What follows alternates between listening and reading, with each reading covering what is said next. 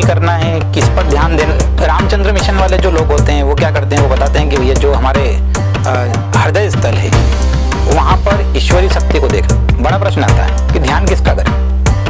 तो ध्यान आप कोई आदर्श व्यक्ति का कर सकते हैं, अपने माता पिता का भी कर सकते हैं। आपने आंख बंद करी, अपने माता पिता ध्यान कर रहे हैं हम, तो उस दौरान हमको क्या करना है, क्या नहीं करना है, किस पर ध्यान देना है। तो कई जगह बताया गया है कि अपन जब ध्यान करते हैं तो किस पर ध्यान करें। तो एक हो गया ब्लैंक स्पेस, जो हमारा जैसे आंख बंद करते ब्लैंक स्पेस होता है, तो वहां पर हम कोई प्रकाश को देखते हैं। और रामचंद्र मिशन वाले जो लोग होते हैं वो क्या करते हैं, वो बताते हैं कि भैया जो हमारे हृदय स्थल है वहां पर ईश्वरी शक्ति को देखना। ध्यान में एकाग्रचित्त होकर शरीर, वाणी और मन के निरोध को ध्यान कहा गया है। एकाग्रचित्त होना पहले, फिर शरीर, वाणी और मन के निरोध को, मतलब इंद्रियों को वश में करना। सामान्य भाषा में बोले तो अपने इंद्रियों को वश में करना बड़ा कठिन काम है। जितना आसान बोलना है उतना आसान करना नहीं है। बेमतलब के विचार, जिसका कोई सेंस नहीं है, जिसका कोई लाभ भी नहीं है, हम दिन भर में यदि देखेंगे तो हमारे दिन भर के जो विचार आ रहे हैं उनमें से केवल कुछ % विचार काम के, बाकी विचार वे वजह चल रहे हैं। ओवर थिंकिंग, और ओवर थिंकिंग तरह की बीमारी हुई क्या, बेवजह के विचार दिन भर लेके चल रहे हैं। आप तो ये सोचिए दिन भर में कि कब मैं अपने मन को शांत करूं, कोई विचार के बिना रहूं। दिन भर के रूटीन में आप हैं और आपके अंदर जब भी कोई ऐसे विचार आ रहे हैं जो बहुत नकारात्मक हैं, तो उनको रोकना शुरू करिए। आप धीरे धीरे, आप दिन भर में कई बार अपने आप को अंदर से देखिए, थोड़ा सा आंख बंद करके देख सकते हैं, भले ही आंखों को खोल के भी एकाग्रचित्त होकर देख सकते हैं क्या हमारे अंदर विचार चल रहे हैं इस समय। यदि विचार, अगर कोई विचार हमारे अंदर चल रहे हैं तो वो विचार कैसे हैं, सकारात्मक है कि नकारात्मक है। नकारात्मक है तो उनको रोकना पड़ेगा। जो हमारे ग्रंथ हैं जैसे गरुड़ पुराण है, उसमें भी बोला गया है कि केवल ब्रह्म और आत्म के चिंतन को ध्यान कहते हैं। आदर्श लक्ष्य या इष्ट निर्धारित कर लीजिए और उसमें तन्मय होने को ध्यान कहते हैं। मान लीजिए कैसे कि मान लीजिए कि आपने अपना एक इष्ट बना लिया। मान लीजिए मैं अपना इष्ट हनुमान जी को मानता हूँ, बाबा महाकाल को मानता हूँ। तो मैंने क्या करा कि मैं उनको मैंने निर्धारित कर लिया और उनमें मैं तन्मय हो गया।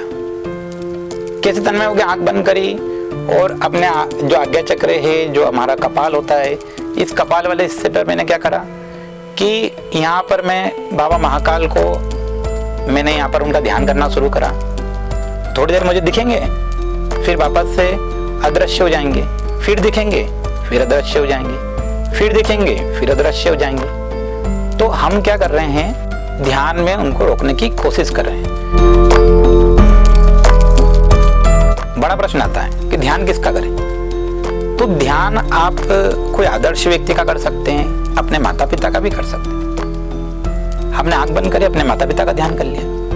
हमने आंख बंद करी, किसी महापुरुष का ध्यान कर लिया, किसी संत का ध्यान कर लिया, सबसे उच्च अवस्था हमारे गुरु का ध्यान कर लिया, ईश्वर का ध्यान कर लिया, जो हमारे इष्ट होते हैं उनका ध्यान कर लिया।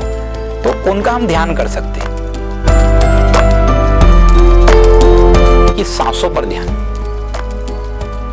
सांसों पर ध्यान क्या होता है। देखिए सांसों पर ध्यान लगाना सबसे सरल कार्य है, क्योंकि क्या हो रहा है कि श्वास हमारे अंदर चल रही है और श्वास जो हमारे अंदर चल रही है तो वो श्वास आ भी रही है और जा भी रही है प्राकृतिक रूप से। और जब हम इसका ध्यान लगाते हैं तो क्या होता है कि हमारे अंदर अनेक तरह के विचार जो आते हैं वो अपने आप शांत होने लग जाते हैं। वो विचारों को शांत करने के लिए आपने क्या करा कि सबसे अच्छा कार्य है कि सांसों पर ध्यान लगा लिया।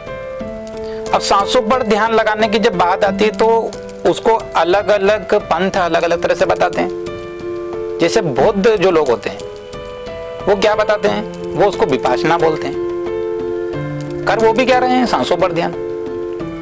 अजपा बोलते हैं हिंदू धर्म में। तो ये क्या कर रहे हैं, अलग अलग ध्यान को, मतलब तरीका वही है, अलग अलग नाम से पुकारा जा रहा है। तो इस तरह से हमने जब इस पे बात सोहम विधि, सोहम विधि में क्या होता है, हमने श्वास को लिया और छोड़ा, तो श्वास का उच्चारण है, श्वास की ध्वनि है। श्वास लेने पे शो, छोड़ने पे हम।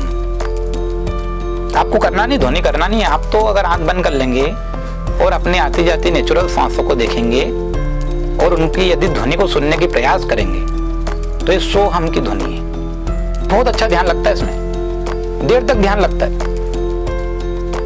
आपने श्वास लिया, छोड़ा, उसकी आवाज को सुनने की कोशिश की। सो हम ये विधि है जिसमें विचार अपने आप शून्य होते चले जाएंगे। बहुत अच्छी टेक्निक है। जब इसकी उच्च अवस्था में आप जाएंगे तो आपको आवाज हंसो हंसो सुनाई देने लगेगी, विपरीत हो जाएगी। परमहंस की अवस्था, जिसमें हंसों की आवाज, उसमें हंसो, अभी सोहम दा, हंसो वाली आवाज उसमें शुरू हो जाएगी। कोई बोलता है कि मेरा तो ध्यान लगता ही नहीं है, तब ध्यान कैसे लगेगा? तो दोनों कान को हम बंद कर लेते हैं।